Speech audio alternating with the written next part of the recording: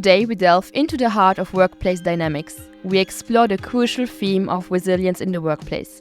Join us as we learn more about this topic from Marie-Helene Pelletier. She's a psychologist with a systems mind and has both a PhD and an MBA. She has over 20 years of experience as a practicing psychologist and as a senior leader in the corporate, insurance, governance, and healthcare sectors. She will empower us with strategies to thrive in the face of challenges.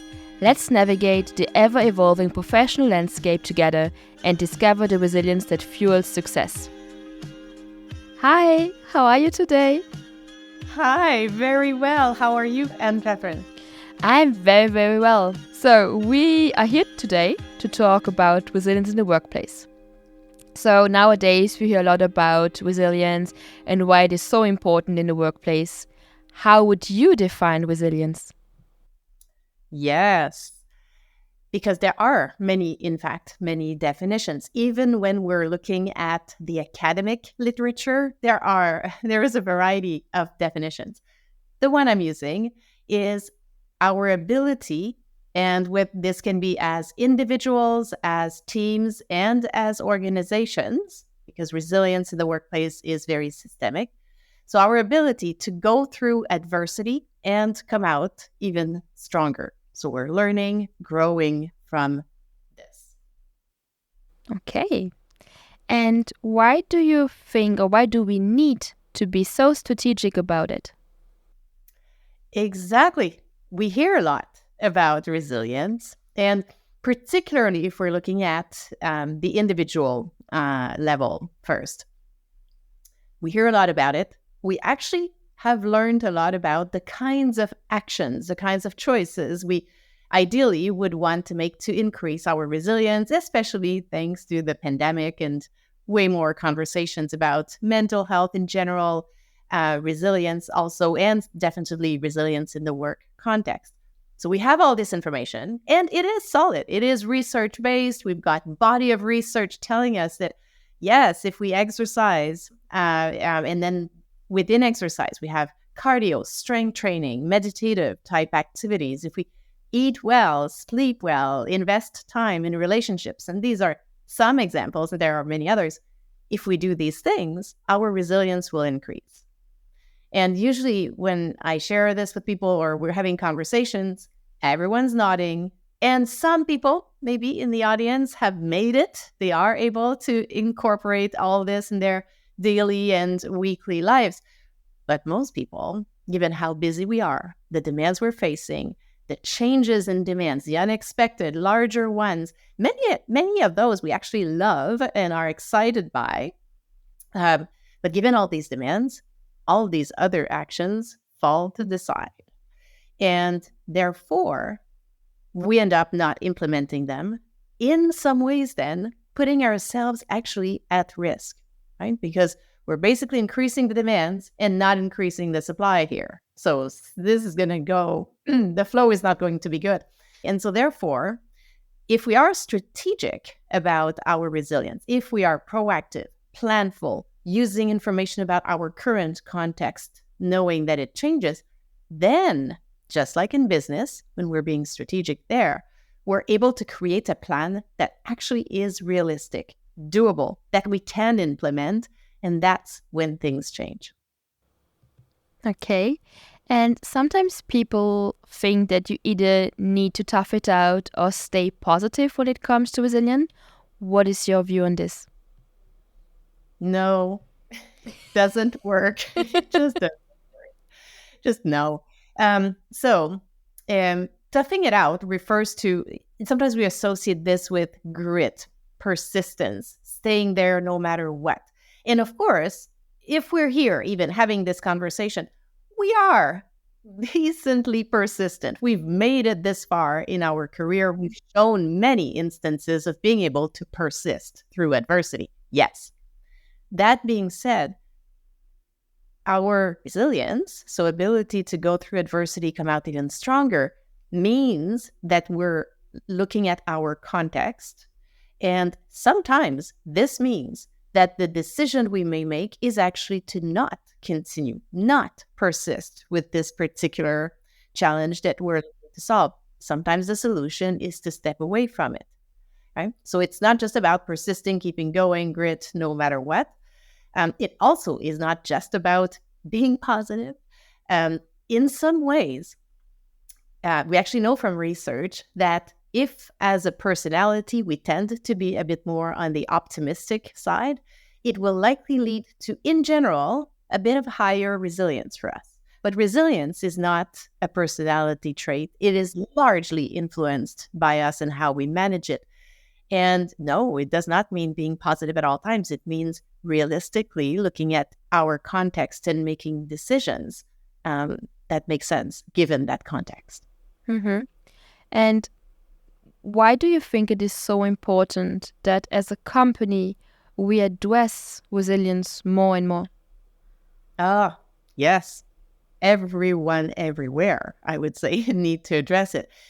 But if we think about it from the company perspective, right? So the company is here looking to achieve whatever they set out to achieve, providing fantastic, exceptional professional services, for example. In order to do this, as you know very well, and we all know, the core source of your magnificence is people, and people are human. We need them to be at their best, especially in a professional services firm, to provide this highest level of quality work. If we have not invested in our resilience as an organization, the resilience of our teams and the resilience of individuals, which are three different things, then we're putting ourselves at risk. We won't be able to provide this level of quality of service. We will not be as competitive. Organizations that are less resilient will tend to be a bit more internally focused as opposed to keeping an eye on what's happening externally and therefore staying competitive.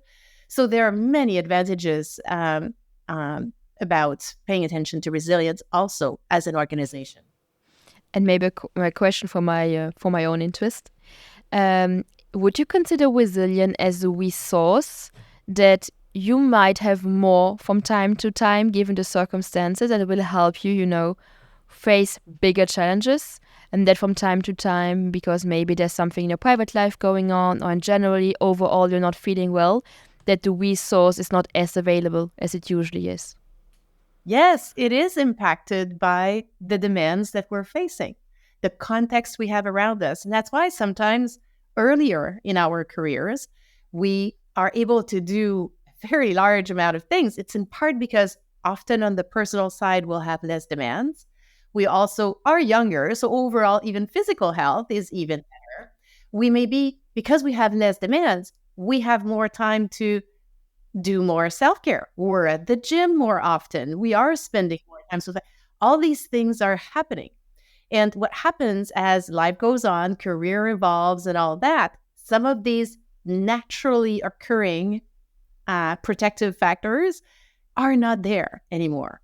And so what happens sometimes is people say, they describe the situation like you did, and they say, well, that's just the way it is, right? I'm dealing with so many things. My resilience is lower. That's it. And what I'm saying is, yes, it's true. Our resilience will be impacted, and we can also nourish it, especially if we're noticing these demands, or even sometimes we'll know in advance.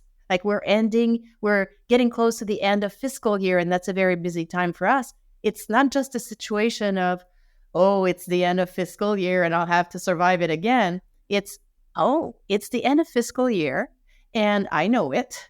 And we're here a couple of months in advance or 1 month in advance. I can sort of replenish my resilience even more, front load on protective factors to enter this phase with the highest baseline level I can, if you will. So there are actions we can take, even if, yes, it is impacted by external factors. And can pushing yourself to be more resilient actually cause more burnout? Well, so let's step back for a quick moment. Burnout is an occupational phenomenon. 3 main characteristics. We're exhausted, cynical, it impacts our performance. And burnout is not a diagnosis, but it can lead to diagnosis, like anxiety and depression, or also conditions on the physical health side, like higher blood pressure and all kinds of other things. And so, so therefore, there are degrees, right? We could start experiencing some of these burnout signs without having yet, hopefully not ever, reaching the anxiety and depression range.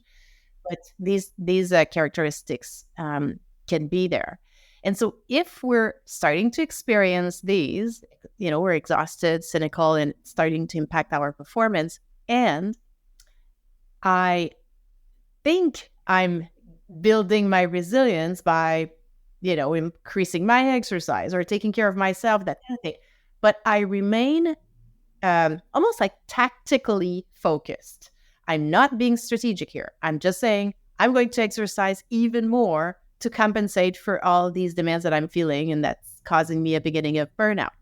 That is not strategic. That can, yes, lead to even more burnout, because all you're doing is putting your head down, trying to meet more demands, maybe exercising a bit more, but it's just too much. What will make a difference is if you're truly looking to build your resilience, then part of what will happen is you will look at what's actually going on. Maybe you'll do more things to take care of yourself, increase the protective factors, but you may also reevaluate what's going on in your context and what else needs to change there. So no, you don't sink further into burnout, and you do increase your resilience. So from what I'm hearing, resilience is also about adopting sustainable and healthy life choices and trying to, kind of putting priorities and also on self-care. So would you say that there could be an overall benefit for your health? Yes. For your you mean including physical health, yes. For example? Or yes, even like 100%. Mental health? Yep, mental, physical, and we know from research that all three, mental, physical, and financial health, are related. They all impact each other, and they all need to receive attention from us, and they influence each other. But yes, in very specific ways. We know, for example, that on the nutrition side of things, the more we can focus, most of the research has been on the Mediterranean type diet. And initially, that kind of research was very focused on physical health benefits of that type of diet, leafy vegetables, olive oil, that kind of thing, and fish. And but now we've got a growing body of research, not just a few studies, showing how the choices we make on the nutrition side are having huge impact on the mental health side. We're also seeing the emerging research on the influence of gut on health. And so all this is going in the same direction. So the benefit is, as we implement these better choices for us, whether you're doing it for your physical health or your psychological health, it will help both. And we're actually here today because you just wrote the book called The Resilience Plan. What did you try to address with this book? I am helping people shift how they think, how they talk about, and the choices they make as it relates to their resilience. Moving all of us, and includes me too, to being more strategic. That's the essence of the book, because I worked so much with professionals and leaders who are accomplishing an immense amount of complex tasks on a daily basis. And but at some point, they need something to give them an edge. And what they don't realize is that even if we know the list of things, the common fixes won't work for them. What they need is a customized strategic plan that takes their context of very high demands and high pressures into account. Turns out it's true for everyone, whether we are actually in a high pressure, high context situation, but it's absolutely critical for professionals and leaders. Otherwise, none of these things receive any attention. So, strategic resilience. But how do we create such resilience plans? What are the different steps? I know. What do we do? Well, if we step back for a quick moment, the way I got there, some of my background is in psychology, some of it is in business. And as many of us have worked in business settings, or we can understand what I'm going to say just now. When in a business context, we're thinking of launching a new service, for example, we don't just have a great idea and proceed with the launch. We have a great idea, and then we assess the context. Who else is offering this or anything close to it? What is the demand for it? How much are people willing to pay for it? Which forces in the future might impact the demand? All kinds of things, many more. Yet, on the resilience side, we don't do any of these things. You just say, oh, I should be more resilient. I'll try to exercise. No, nothing strategic here. And therefore, it doesn't work. What I'm saying is, let's do the same thing. Let's go into the steps. Let's look at, okay, what are my values? What's most important for me? So we're starting from values. What are the kinds of demands I'm facing right now, both on the professional, but also on the personal side?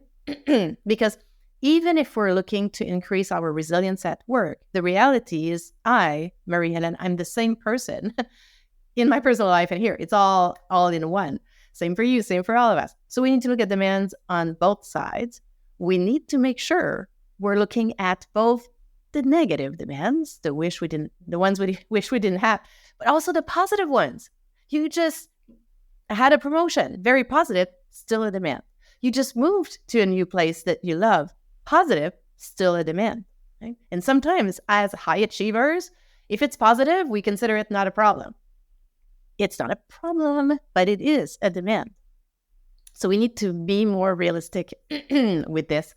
We're also looking at not just the demands, but our sources of supply right now. Not what you wish you did, but what you're actually doing, which often is not that much right now. And then we're looking at your overall context. And I'm proposing in the book versions of what we're using on the business side, like the SWOT analysis, looking at internally, just as me as a person, what kinds of sources of strengths, sources of challenges do I have? Externally in my context, what actually supports naturally my resilience? What challenges it? And once I have all this, so now I have way more clarity, I'm much more realistic about what's going on, then, much like we would do in business, the goal is increase my resilience.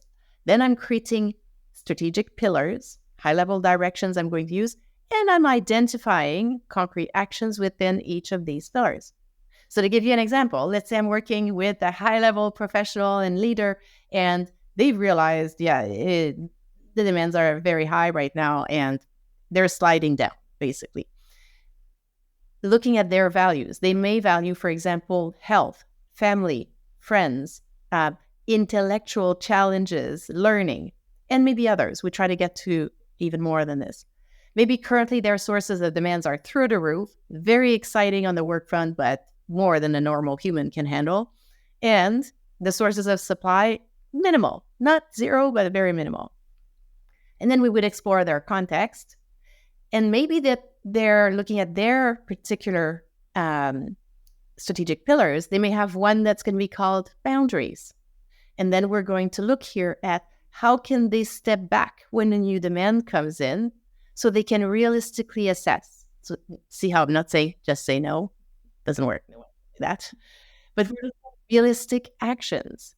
Maybe on the health side, they will actually commit to incorporating at least 1 minute of meditation once a week.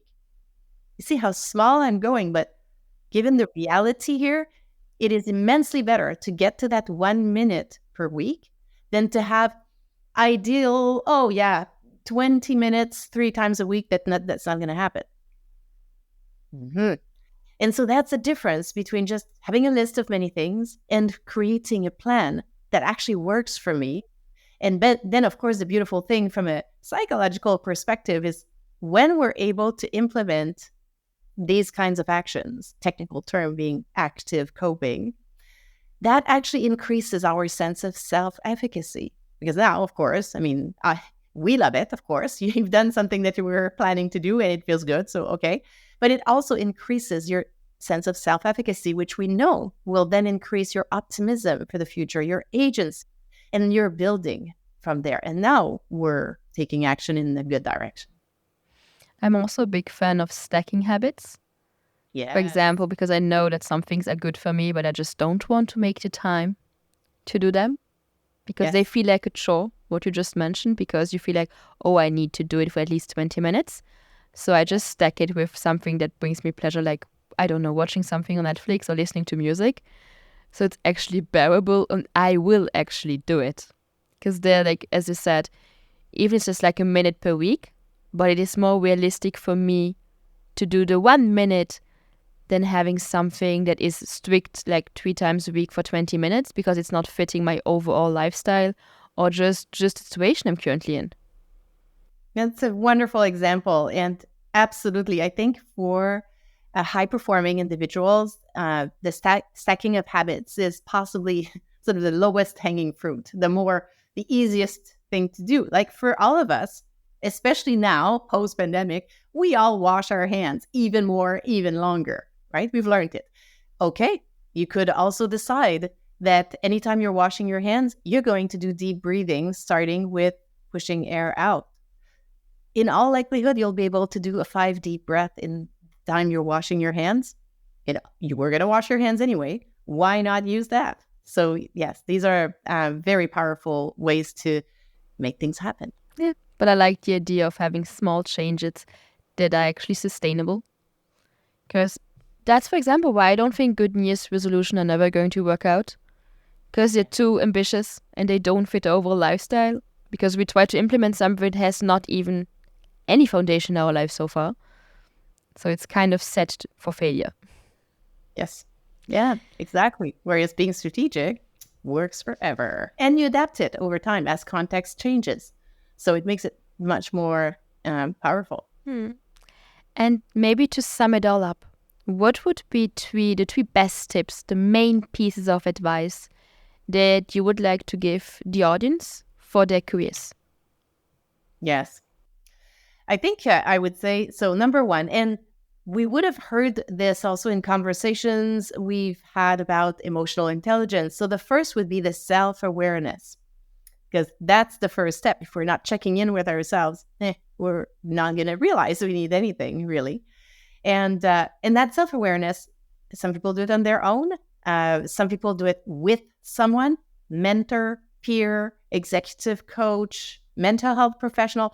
Doesn't matter. Sometimes it's on your own, but if you feel you're not doing it on your own, that may be a good reason to check in with someone. So the self-awareness. The second would be to build a resilience strategy that is very aligned with your context, because that's where things shift, the connecting with the context.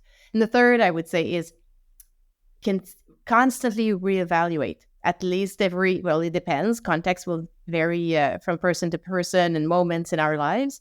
But I would say it's probably reasonable to check in every 3 months with your strategy, if not 6 months. And if things are changing fast, maybe it's monthly.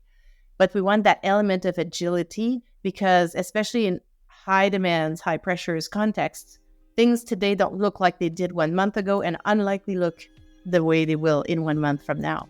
So we need to be agile in reevaluating. Well, thank you very, very much for all your advice and sharing some insights from your book with us. Wonderful. It's been a pleasure speaking with you, Anne-Catherine. Thank you so much for joining us today. That's it for today's episode. And if you don't want to miss out on our upcoming stories, hit subscribe and feel free to share. Let us know what you think. Thank you for listening and see you for the next episode of Casual Side.